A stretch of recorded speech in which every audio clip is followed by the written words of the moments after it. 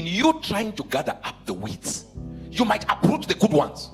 In you trying to show people that is a false prophet, that is a false apostle, you might damage the ones that actually are interested in the kingdom. Have love. What is happening right now is a sham. A young musician, we all know he's young. He said he's still growing himself.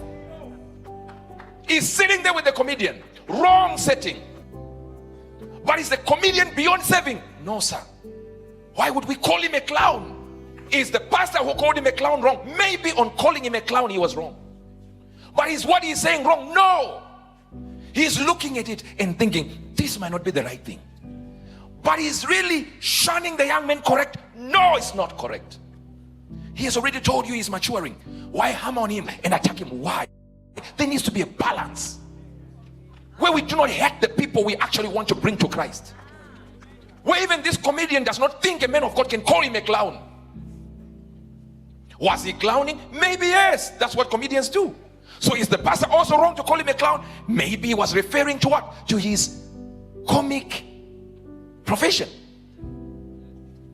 There needs to be a balance where we look at people and say, the Bible is telling us somebody went and has sown tares. That means one person can actually have good and bad in them.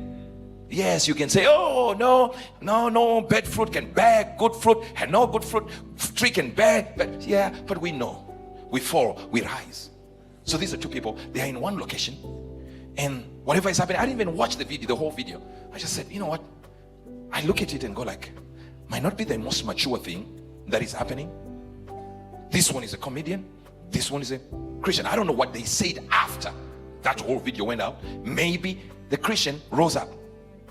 But also as Christians, we should not respond to even ministers when they minister. If they correct you, don't respond. Move on with your ministry. Move on. Now hear this. Hear what it says.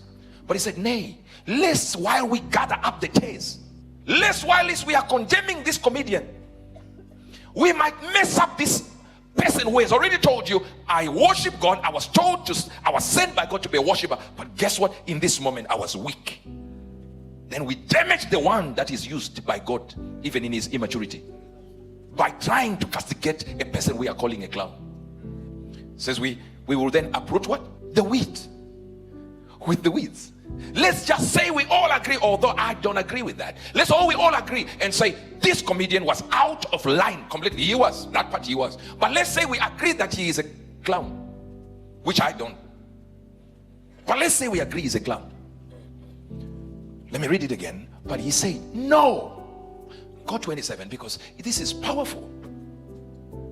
So the servants went and said, did we not saw this good singer in the field? Where is this comedian coming from? 28. Then he said, the devil has brought the comedian in. But the servants then said, but we can remove the comedian. Call him a clown, call him a fool. Said, if you do it, you might actually lose the singer who I have sent. So treat the comedian with respect. I did not say respect what he did, but correct him in love. Let him know he's needed in church. Let him know he can be restored. Let him know this what you are doing was wrong, but do it in love. Even the talk has to be not soft, stern, but love. So is the preacher wrong to correct? No. But it's wrong if that man there is not his son or his church member. Very wrong. Oh, but Peter was corrected. Yes, they were in the same calling, in the same group, in the same mission. This is not two different denominations. But is the preacher wrong? No, because you posted your video on YouTube. You've become a member of everyone. Let's go 30. Let both of them grow together until the harvest. If they grow together, maybe this one might be influenced by that one. But of course, this is where the problem is, because you're saying the musician could not influence him. But that's only from a video perspective. What if behind the scenes he did it? Which he should do on the screen. I'll say to the reapers, gather you together first the tares and bind them in bundles to bend them.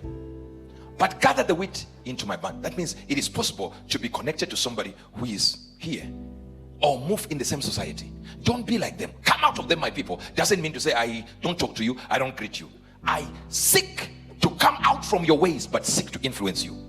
But the moment we hammer them and crush them and fight them until we get to a point where the person doesn't even want Jesus anymore, he is looking around. See, I was a fine preacher as a young man, then got to a point where I was opposed every day, and most of my mistakes came from rebelling.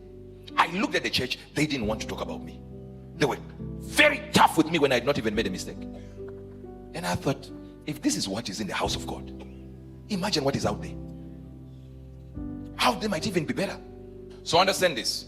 It says we should be careful what we do as men and women of God. Otherwise, we foster an environment where demons of division will come into the church. Look at Muslims. They oppose each other in private. Oppose one Muslim. Do you know how many denominations they have? Over 72. I know you didn't know. You thought all Muslims believe the same thing. No, over 72. Yes, they even have wars against each other, but they will never come to the public and fight each other. They never. Only in Christianity, we have our own people killing our own generals, killing the next generation that is coming. When they arrive, they find no legacy left by us except fighting each other. That's what we are able to do, especially the Nigerian church. And I understand why the Nigerian church is like that. These people are over 200 million, sir. Zimbabwe, you are 15 million, and pastor is fighting another pastor. Where Nigeria is concerned is over 200 million. You are going to find some people doing that. You're going to find at least 5 fighting.